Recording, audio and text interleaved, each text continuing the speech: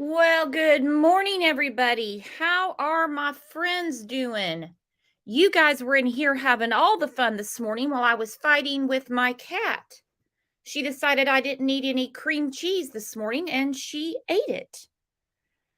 Had to take a picture and prove it to my husband because he seems to think she does no wrong, that I'm making all these things up that she can't possibly pick on me that much, but she does. Good morning, Birdie. Good morning, Twisted Crime Scene. You bet. Turn Back Time made it in. Jane Doe made it in. Wiss said we got some snow in Idaho. How much did you get? Good morning, Leo. Aaron Hicks made it in. Usually we see Aaron in the afternoon shows. Pam Davidson said cats can't do any wrong. This one can. My God. She gets her furry black ass into everything. I go to eat something and I'm like, there's black fur on it. Get out of my stuff. You have your own. Hello, Bonnie. Hello, Tamara. Apple Pip made it in. Carrie made it in. DeBee. Had two good shows yesterday. Great shows yesterday. I'm still reeling over Quentin Simon. Still in some serious shock about Little Athena in Southwest Oklahoma. If you missed those shows, go catch up. I put a video up this morning about Anna Walsh. I think tomorrow we're going to have to do a week in review. I think we are. Too much craziness has got on. Marco says, Curious Cat and Cream Cheese. Sounds like a kid's book. Yeah, don't give her any ideas. Don't give her any ideas. I locked her out of the room. I can't have her attacking me like she did during the Quentin show yesterday. I guess she has no love for Quentin Simon because she was all up my ass. Goodness. So anyway, now here we are with Bushy, the unsealed search warrant. Understand that he has a love interest. He may not know about it yet. I don't know how fast the mail works in the jail he's in. There's a rumor that he was DMing one of the victims. I don't know, but we're going to get to it.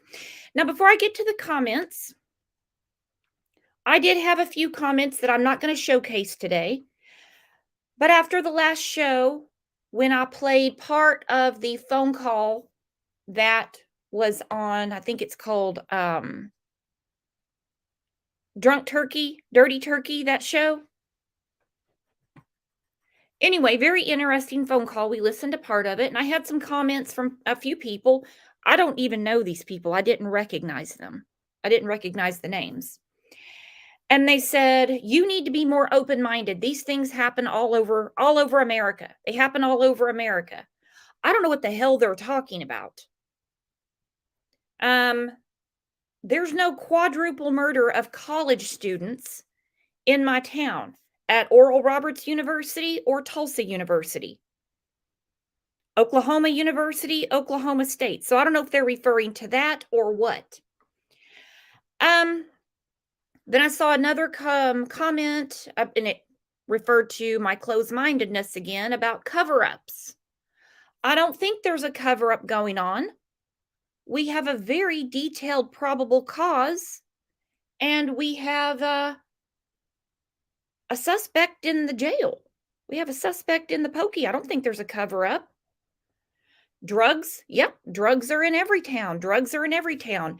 And if it comes out that they were running some sort of wholesale heroin business out of this house, and it was truly a trap house, we'll deal with it then.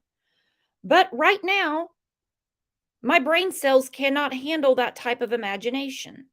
But I promise if those things come out, we'll be the first to talk about it. Well, I can't promise the first. You know, there's no breaking news here. If there's ever breaking news here, it's just by dumb luck. So let's get to the comments. And don't forget, the link is pinned.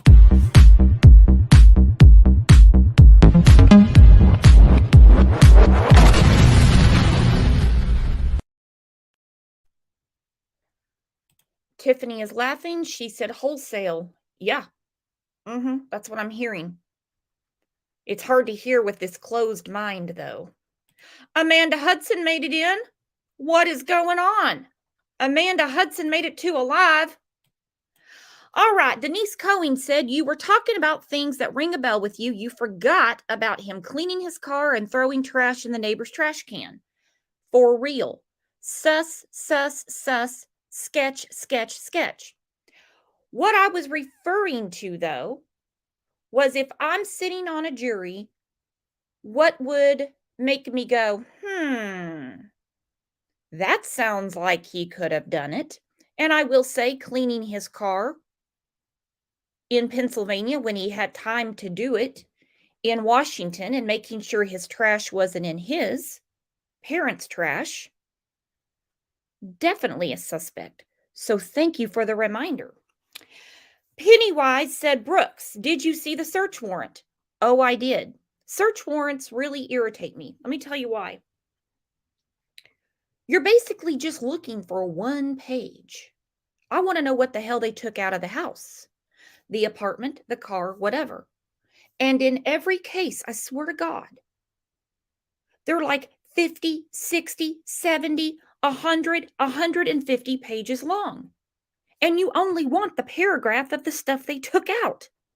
I don't need the probable cause copy and pasted 50 times in it, and they do it every time. So yes, I saw the search warrant. I did a lot of hunting through it to get to what I needed. She said, I thought they would take the shoes.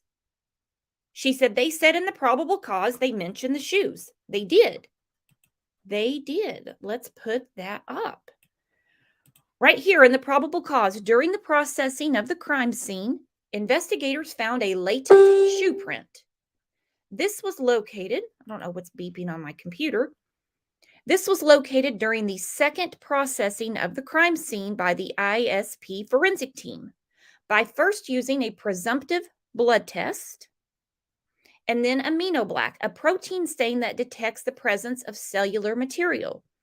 The detected shoe print showed a diamond-shaped pattern that is similar to the pattern of a Vans type shoe sole just outside the door of DM's bedroom, located on the second floor. You don't need to remind me of the second floor, though. Phew, that still blows my mind.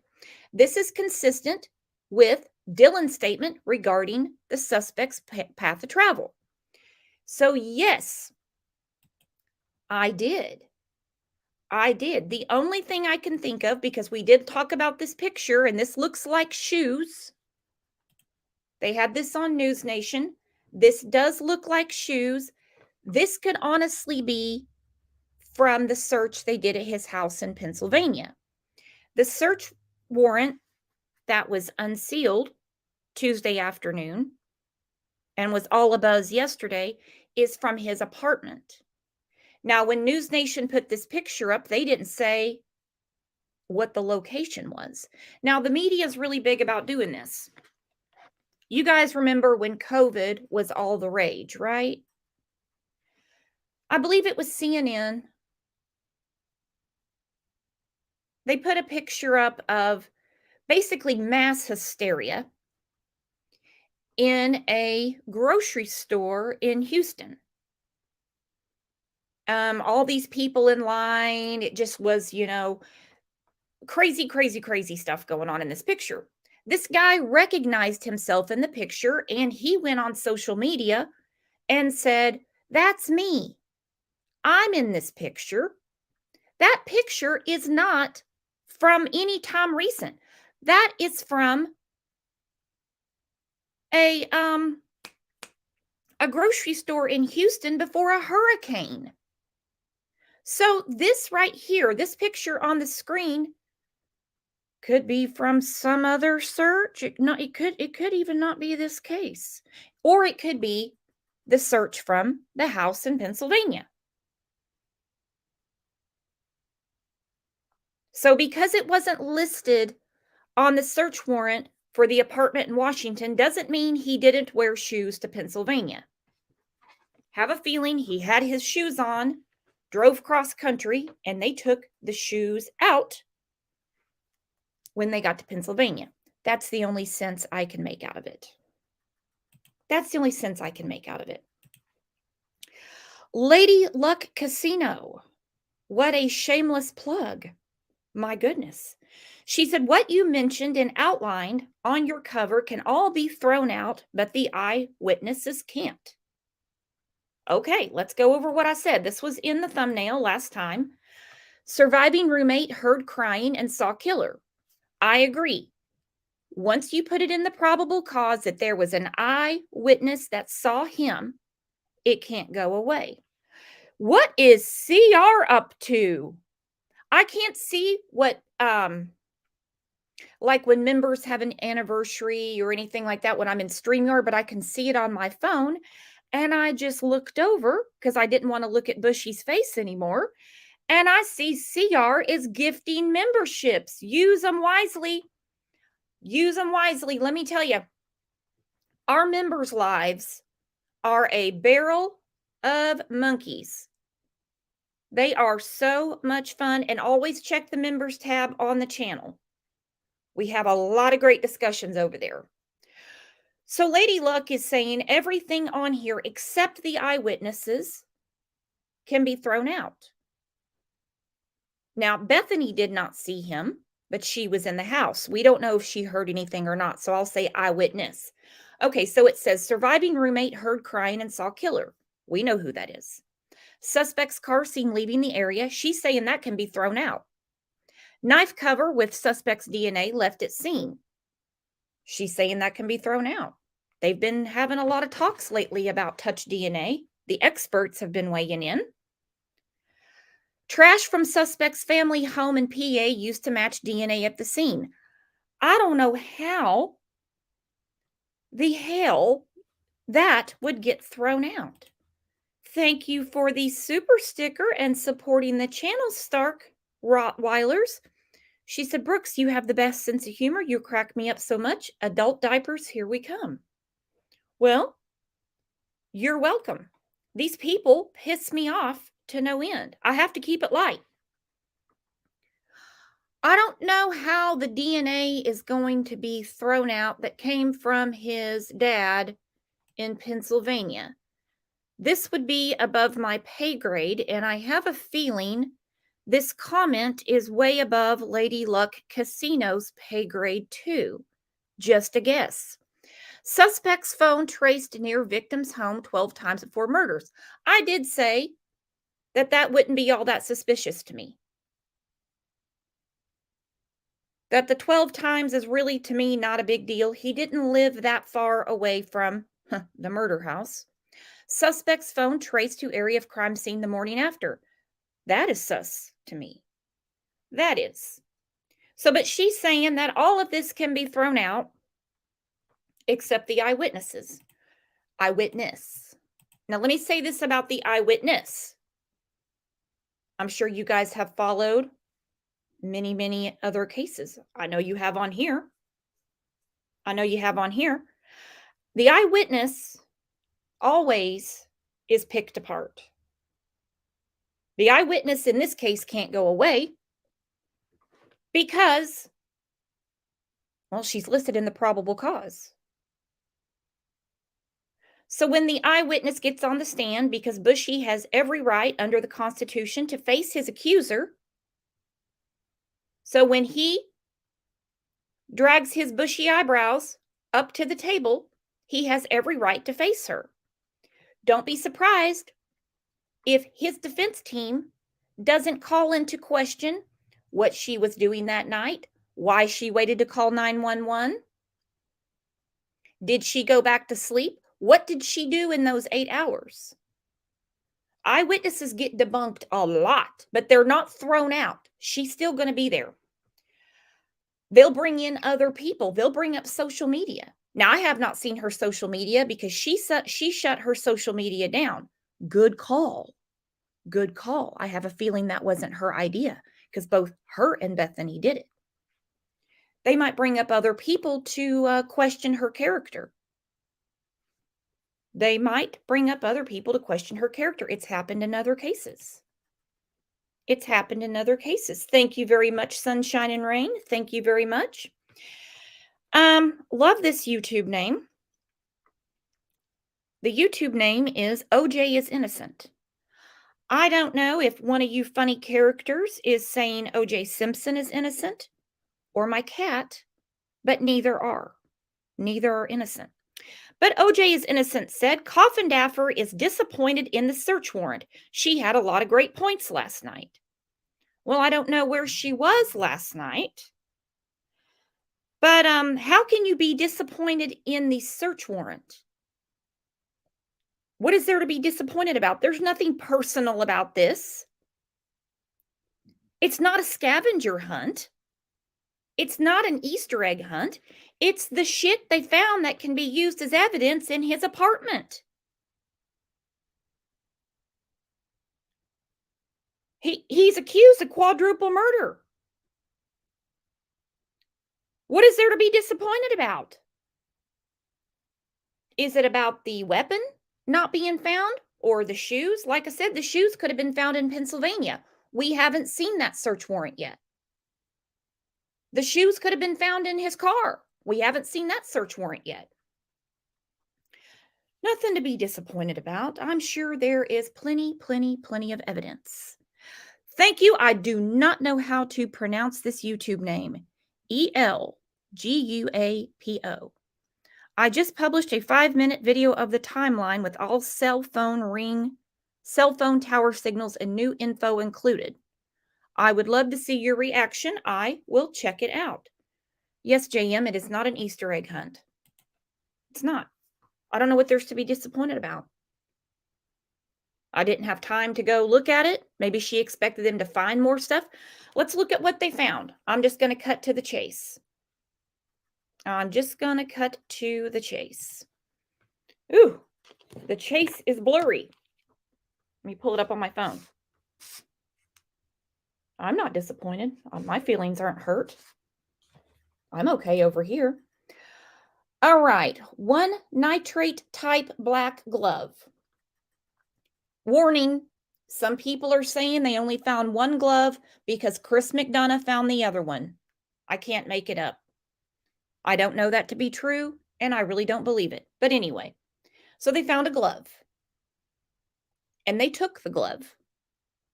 Obviously, there's something significant about the one glove they found. Walmart receipt with 1 Dickies tag. Maybe it's what he wore to the crime scene. I don't know. 2 Marshall's receipts. 2 Marshall's receipts. I don't think that the 2 Marshall's receipts had gingerbread candles for his mom or fluffy socks for his slasher movie sister for Christmas. Must have been something on the Marshall's receipt that got their attention. He had 2 of them. He did mention that the shopping is better in Idaho. I assumed he was talking about people. I really did. But it seems he did a majority of his shopping in Idaho. Dust container from the Bissell Power Force vacuum. That seems to be a common thing in search warrants. They take the vacuum bag. They take the funnel, whatever you keep that stuff in. It'd be just like his weird ass to get home and clean up. But he forgot to clean himself up. We'll get to that. 1 Fire TV stick with cord plug. I can just imagine what he used to watch for entertainment. 8 possible hair strands.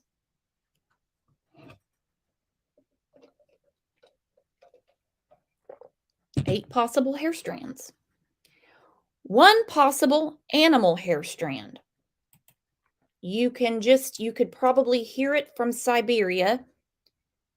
The collective, oh my God, when number 6 said 1 possible animal hair strand, they believe this on the screen is the culprit. People believe hands down, and it probably is so, that Murphy has solved the case. This gorgeous little puppy dog on the screen, the internet was clicking fast when people got to number 7, 1 possible animal hair strand. For sure. All right, so number 5 said 8 possible hair strands. I mean, what were they in a clump? Then you go down to number 8 after the animal hair strand. It says 1 possible hair strand. Number 9, 1 possible hair strand. 10, 1 possible hair strand. No, I'm sorry, 1 possible hair. Number 11, 1 possible hair strand. I don't know why they had to separate all those, but on number 5, they found 8 all at once. Then number 12, 1 computer tower. I did see that on the news. 1 computer tower. Then we get to 1 collection. This blows my mind. 1 collection of dark red spot collected without testing. Then we have 2 cuttings from uncased pillow of reddish brown stain. 2 top and bottom of mattress cover, packaged separately, both labeled C multiple stains. Did he go home and take a nap in these bloody clothes? This is on the pillow. So he had blood on his face? Or did he prop his bloody shoes up on a pillow? 1 collection of dark red spot collected without testing. We don't know what that came from. It could have came from a towel. 2 cuttings from uncased pillow of reddish brown stain. He didn't even bother to take off the clothes he bought at Walmart and Marshall's. Exactly, tiramisu. Backside of his seatbelt on the car would have blood on it, I bet. Because if it's on his pillow and it's on his mattress cover, which is probably hypoallergenic because he's got allergies. He's a really stuffy guy. So he didn't even bother to clean up. What an idiot. What an idiot. Christina thinks he has a bloody nose. Maybe that's it. Because they say one is a dark red spot, then another one on the pillow is reddish brown. Well, then he's just nasty, right? He doesn't even clean up after a bloody nose.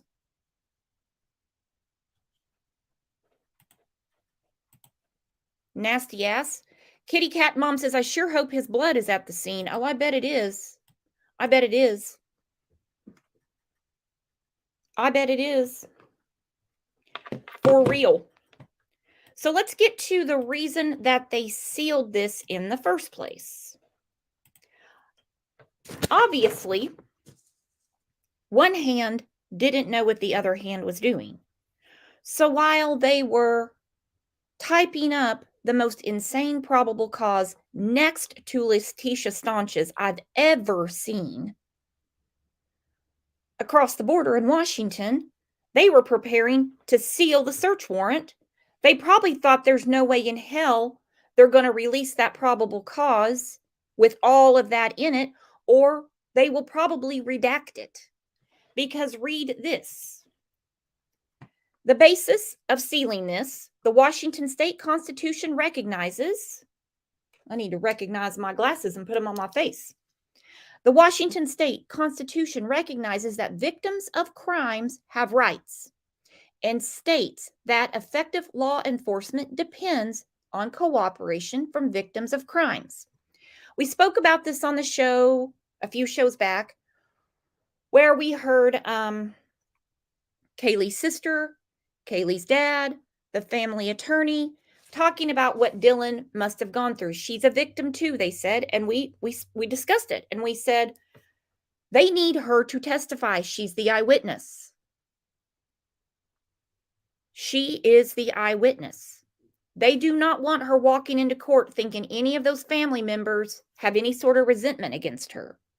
So it says, there is a severe and detrimental impact on crime victims, survivors of victims, and witnesses of crime, the civic and moral duty of victims, survivors of victims, and witnesses of crimes to fully and voluntarily cooperate with law enforcement and prosecutorial agencies. Kind of a tongue tie right there for me. So they were sealing it on their end because they don't want the eyewitness intimidated. That's all I could make out of this. They said in a criminal proceeding, the law requires that a reasonable effort is made to ensure that victims, survivors of victims, and witnesses of crimes have the right to receive protection from harm and threats of harm arising out of cooperating with law enforcement. The basis for this motion is that there are 2 surviving witnesses. So they're talking about Dylan and Bethany, not Dylan and Murphy. They're talking about Dylan and Bethany. So in the probable cause, whatever Bethany told them was not put in the probable cause. Makes me really wonder what on earth Bethany had to say. Because you can see it right here on the screen. The basis for this motion, which this motion is to seal it. It's unsealed now, obviously. The basis is that there are 2 surviving witnesses of a now notorious and much publicized murder/burglary in Moscow, Idaho, whose full names are listed in the search warrant and search warrant application. They were protecting the names. They were protecting Bethany and Dylan. Imagine the surprise on their faces when everybody and their dog, except Murphy, went live with an unredacted probable cause. Tiramisu said, I'm thinking that the witness testimony will make us shit bricks. I'm thinking so too. Shannon said, I'm sure the witnesses are scared with good reason. I would be too. I would be too. So all the experts weighed in on why the search warrant was sealed. Now we have the answer. It was to protect the witnesses, Dylan and Bethany. That makes more sense than the stupid shit that I had to hear on News Nation about shoddy police work and they were covering up what they did wrong. Honestly, that was what we heard. This makes way more sense. No point in keeping it sealed, though, at all. No point. Because we've read the probable cause. It still stings a little bit. It is so crazy. Then we get to this inventory sheet of what they took out. I understand it's a little disappointing to some people. They were not protecting this. They were protecting Dylan and Bethany. Wonder what Bethany witnessed. So they weren't sealing the disappointing inventory list. They were protecting the girls. That makes more sense to me. What says you guys? Makes more sense to me. Let's see what their local news had to say about the search warrant.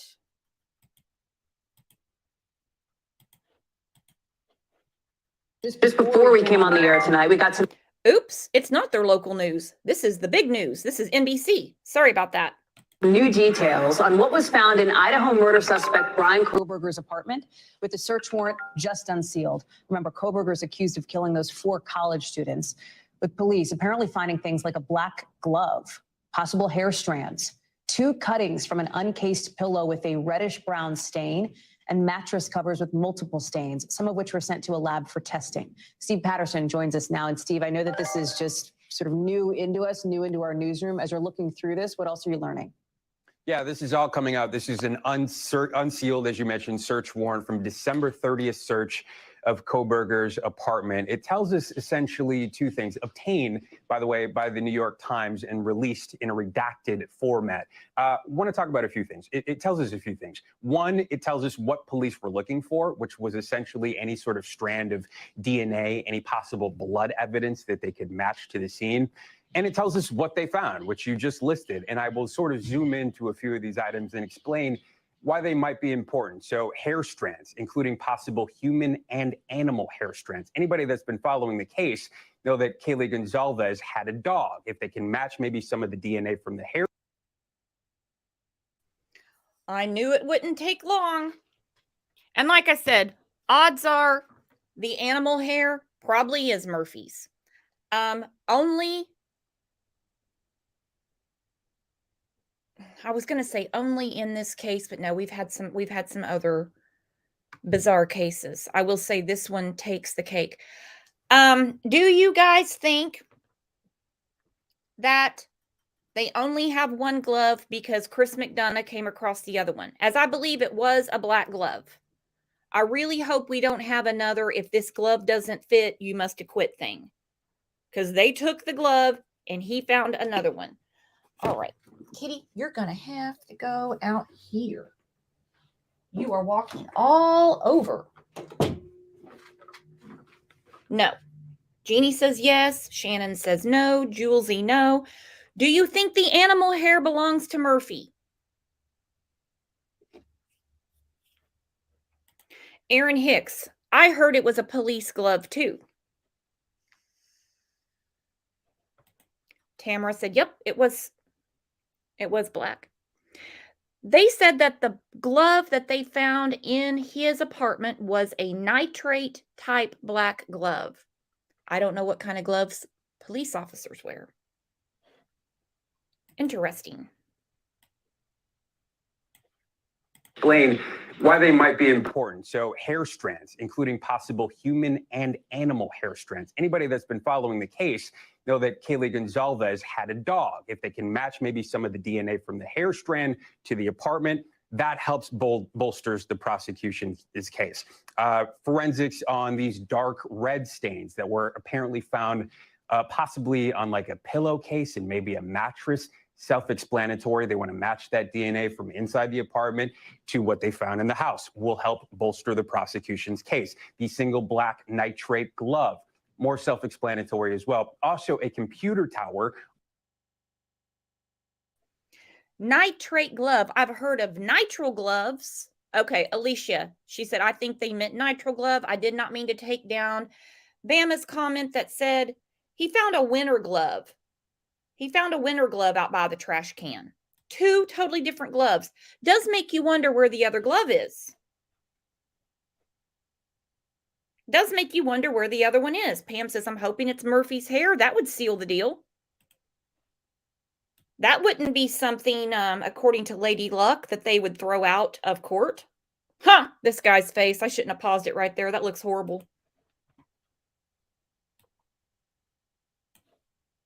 In the house will help bolster the prosecution's case. The single black nitrate glove, more self-explanatory as well. Also, a computer tower, always important in these investigations because they can do a search on the actual search history, which may help explain maybe some of the motive, which in effect helps bolster the prosecution's case. All of this, of course, central to the core investigation, but more importantly, central to the prosecution and central to what's next in this court date, which would be in June for that preliminary hearing, because we know both sides will be presenting evidence and possibly even calling witnesses. So another essential step in this judicial process as we move forward. All right, we got it. Question is, where's the other glove? It's just a regular rubber glove from what I'm understanding. What McDonough found from, if memory serves me correctly and serves Bama correctly, it was a winter glove. Odds are the possible animal hair probably would be Murphy's, but a lot of people say those dogs don't really shed. So I don't know. I've never had a dog like Murphy. We'll find out. We will definitely find out. What did Slim say? A lot of people are laughing at Slim. Hit me with it, Slim. I cannot put that on the screen, but that is hilarious. Thank you, Slim. You dirty, dirty-minded fool. Speaking of dirty minds, another rumor came out this week. I'm calling it a rumor because we don't have anything more than what People Magazine have to say. That is that Bushy supposedly was looking for love in all the wrong places. Nobody was messaging him back. He was slipping in the DMs, as they say.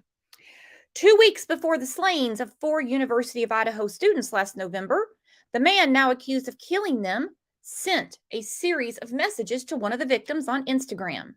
An investigator familiar with the case tells People. Why did the investigator familiar with the case not tell People which one? That's my big problem with this article. Fox News said they have resources too, they have sources too, and nobody else has heard this. So I'm not saying that it's out of the realm of possibility. Let's just think about it.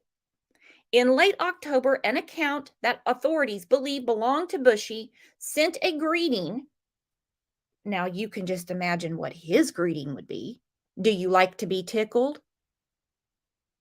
Does an 11-pound baby scare you? What would his greeting be? Let me ask you, what do you think his greeting would be? A greeting? He's in jail for quadruple murder. What the hell would his greeting be? God damn. Okay, in late October, an account that authorities believe belongs to Bushy sent a greeting, I'm not going to get over that for a while, to one of the female victims.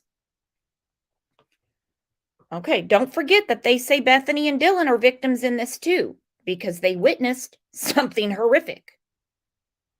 I know a lot of people are saying it was Kaylee. He was messaging Kaylee. We don't know. Some people say it's Madison. He killed Madison first. It's Madison. Some people say no. They think it's Xana because he ate at the Mad Greek because it's a vegan restaurant. Well, he's a fake vegan, and I don't know that he ever ate there. He slid into one of the girls' DMs several times, but she didn't respond, the source tells People. Basically, it was just him saying, "Hey, how are you?" But he did it again and again. Doesn't really sound like his style to say, "Hey, how are you?"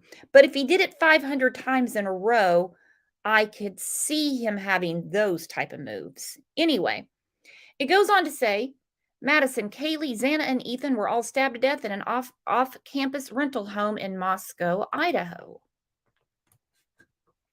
I'd just love to know what the greeting was, because I know it wasn't, "Hey, how are you?" We know he's got different moves than that. That one chick, when she told Inside Edition about her date with him. Oh, God.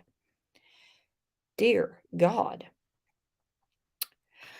So speaking of the DMs, it was bound to happen, my friends. It was bound to happen. We've talked about it on this show many times, not with this case, but other ones. In the same tradition as Chris Watts, Scott Peterson, Charles Manson, Ted Bundy, and BTK, who does not want to slip into Bushy's DMs. He flat out said when he was asked if he has been corresponding with him, he said, "All around no on Kauberger. All around no." He has many, many other things to do for his 23 hours a day alone than correspond with him. But the ladies are coming out of the woodwork. This was emailed to me yesterday. No, I'm sorry. This was sent to me on Facebook Messenger. We don't need the lady's name, but she's putting this in several different groups. One of them is a public group that has nothing to do with the Idaho murders. She says, "I've known that there may be ones that read these posts that are malicious towards me, and when I be an open book on here, they aren't ones that should know certain things about me. Try to follow this, please. It's hard for me too.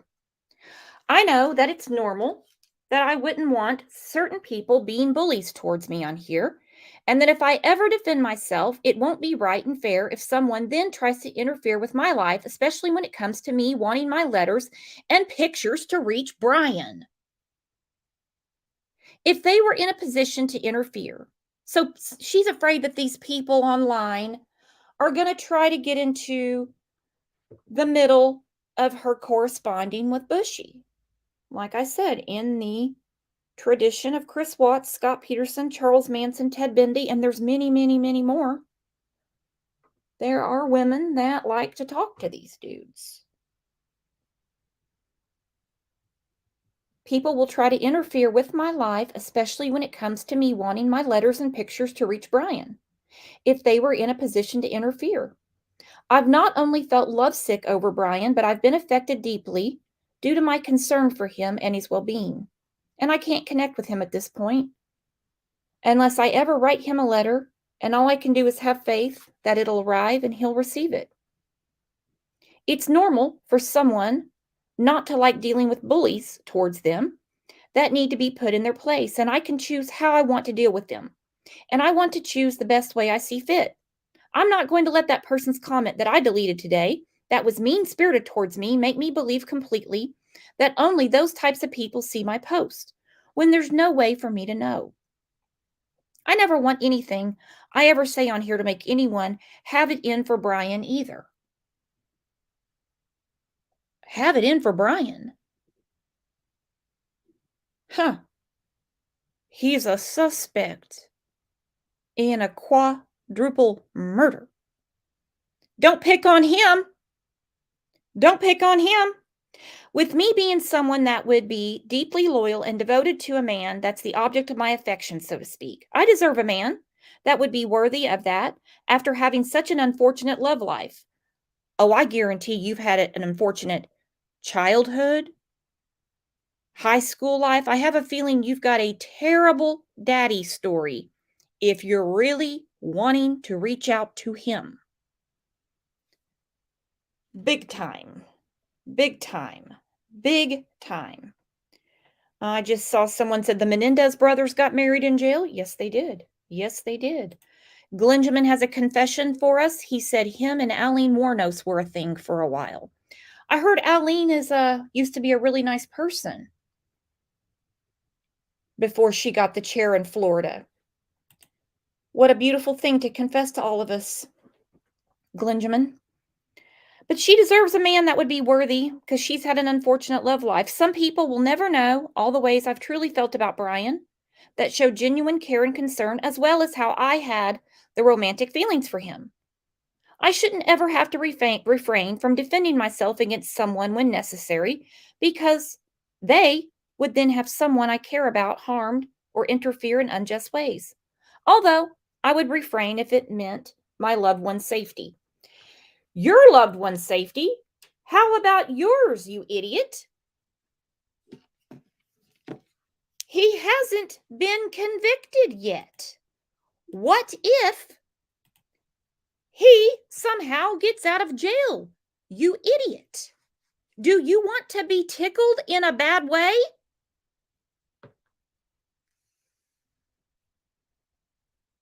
Are you serious? That's not the kind of tickle game that we like to play. Matter of fact, I don't like to play the tickle game at all. Don't get in her way of a good time. Valentine's Day is right around the corner, and the mail system in jail is slow. All she's waiting on, I know that one guy said it would take him a good 6 to 8 weeks to get a letter back from Dahmer.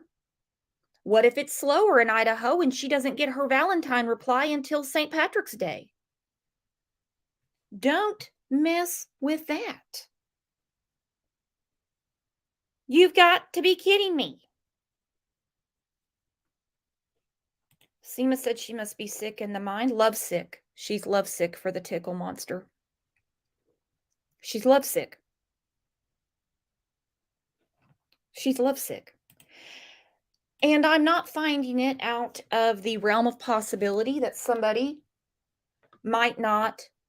I'm not saying anything about Bushy, like saying about his looks, about how he buys Dickies from Walmart, or that I like Marshalls. There's something we have in common. I love Marshalls. I bought a lot of stuff from Marshalls at Christmas. My husband bought me a lot of stuff from Marshalls at Christmas. Maybe I should check him out. I'm not saying any of those things about him. I'm talking about the fact that he might be a little unlovable because he's in jail for quadruple murder. Now, let me ask you guys this. Do you think that him slipping in the DMs and getting ghosted by one of the victims, Xana, Madison, Kaylee, possibly Dylan, possibly Bethany, do you think that's true? Do you think that's true? Because Fox said they have sources too. They're getting really pissy about this, cherry pissy about this. And they're saying their sources cannot confirm this at all.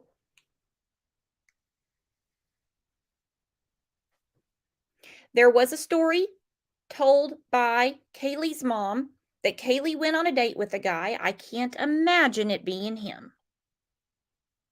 Not because he's hideous or because he's older.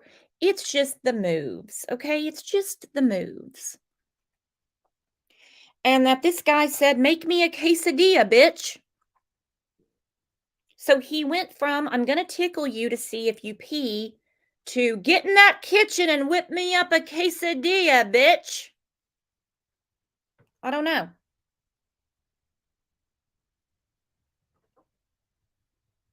I don't know. It would have to be a vegan quesadilla. Did he say get in there and make me a vegan quesadilla, bitch? Okay, so it's not him. Kaylee was with somebody else. All right. So we can get, he didn't say vegan quesadilla. What was I thinking? Oh, God. I'm slipping, guys. I'm slipping. I'm slipping. All right. So we can count that out. But as far as who he was trying to contact, I don't know if he did. I have no idea. Seems a little far-fetched to me for some reason, but I haven't had a lot of coffee yet. Let's see what Fox 13 says about vegan quesadilla and what he had going on with the DMs. And new at 6, we are also learning new details about how Kohberger possibly spammed one of the victims with Instagram messages. An unnamed source told People magazine that Kohberger sent one of the women several direct messages, but she did not respond. Some of the messages allegedly said, "Hey, how are you?" The new allegation comes as details around the case are subject to a gag order. Officials have made few public statements since Kohberger's arrest on December 30th. Kohberger waived his right to a speedy trial and will be back in court on June 26th. But that's not all. A new report says Kohberger told a fellow WSU student that he had previously submitted his own DNA to a genetic testing service.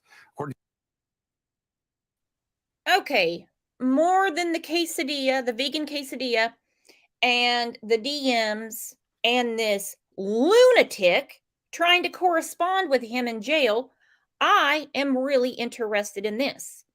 Sent his own DNA to explore ancestry. He told the neighbor that in August. Investigators used genetic genealogy to identify suspect. Well, they need to get caught up there at Fox 13 because what they used was out of the trash can that proves his dad is his dad, basically. But I am interested as to why he would do that. It's just another WTF. How could you be so dumb? Or if it's back to what people have been talking about, part of his experiment, can you make all these mistakes and get away with it? I don't know, but he told a friend, I say friend loosely, that he sent in his own DNA. Let's see what they have to say. I wonder if he told him that in passing or in the DMs. The report says Kohberger told a fellow WSU student that he had previously submitted his own DNA to a genetic testing service. According to the Idaho Statesman, he told his neighbor he did it to explore his ancestry. That was at his on-campus housing complex back in August. Especially interesting because investigators say they used genetic genealogy to help identify Kohberger as the alleged killer. Well, well. How long does it take to process that stuff? I've never done it before. I've never done it before. I think the wheels were turning, is what I think. I think the wheels were already turning.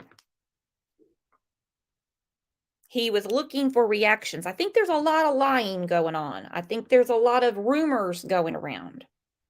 It's a long time. Well, it'll be in a flash. You know how those things go. Between now and June, when they have the next hearing. Idle hands and idle minds is what we're going to have going on. We already got a taste of it the other day with those comments I got about heroin and trap houses. Tamara said, I'm beginning to think he really wanted to show someone. You guys got me pegged all wrong. Yeah.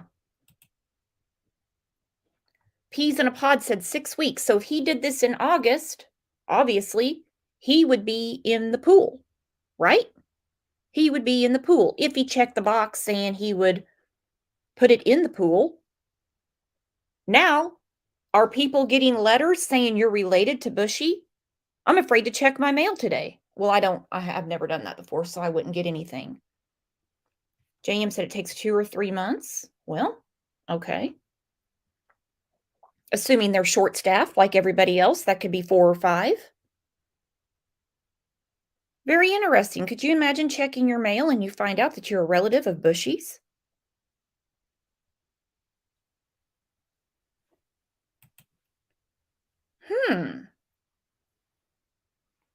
Interesting. Wonder if he really did this or not. I have a problem believing this guy for some reason. He doesn't seem to be on the up and up with morals. Pat said 6 weeks, so they've had plenty of time. Ryan says, I'll be checking mine for it. Aaron says, I feel sorry for Bushy's fam. I do too. I do too. Because you talk about red flag, red flag, red flag, red flag. You can see them all the time, but you'd have to be some sort of psychopath to think any red flag you see with somebody is going to lead to what he's accused of doing. I have been wondering and wondering this, Slim. Is he wanting to be the real life David Gale? If on that Fire Stick, he's been binge watching that movie along with American Psycho with Christian Bale, great movie, by the way. What's on the Fire Stick? What's he been watching? That's going to be very interesting. Jay Lord, you're right. There would be a certain element in our society. If they got that letter saying you're a 16th cousin to Bushy, they'd be on a YouTube panel within an hour. Hell, they'd make a channel just to put it out there.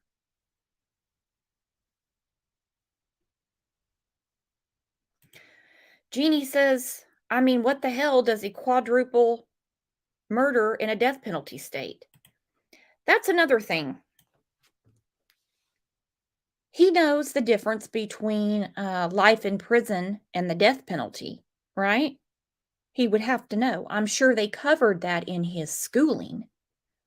Why would you pick a state that has the death penalty as opposed to the state that's going to give you life in prison?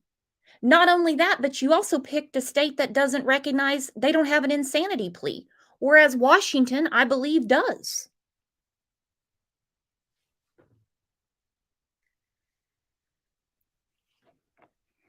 Good question, OT. OT said, I don't understand how they referred the DNA in the garbage bin to his dad and not himself.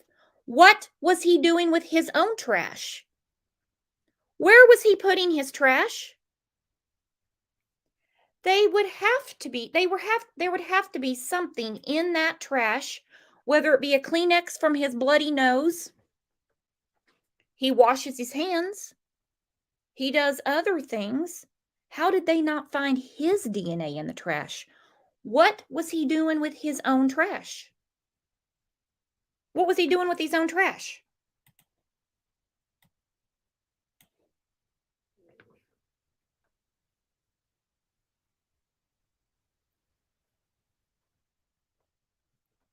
Ooh, see, I don't have a Fire Stick. Thank you, Renee. Renee said, you can transfer the files from your Android to the Fire Stick. I am probably the only person here right now that didn't know that, but thank you for that.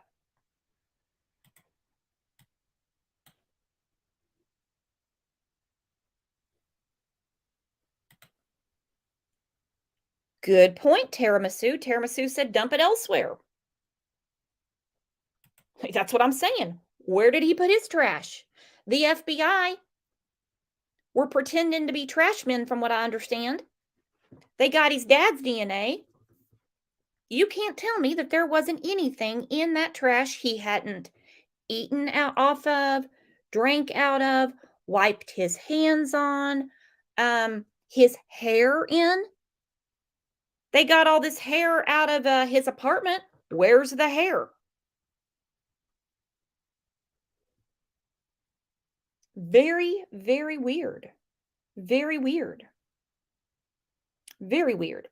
Had a few comments too about people saying that the investigation is probably done and over because they said that law enforcement in Idaho is basically bankrupt because of the defund the police movement. I had not heard this. I've heard of the defund the police thing, but I didn't know it had hit Idaho hard. But then I came across this clip I wanted to share with you guys. They are not defunding any police in Idaho. If anything, they're adding a ton more money to law enforcement in Idaho. This is a good thing. Look at this clip with me.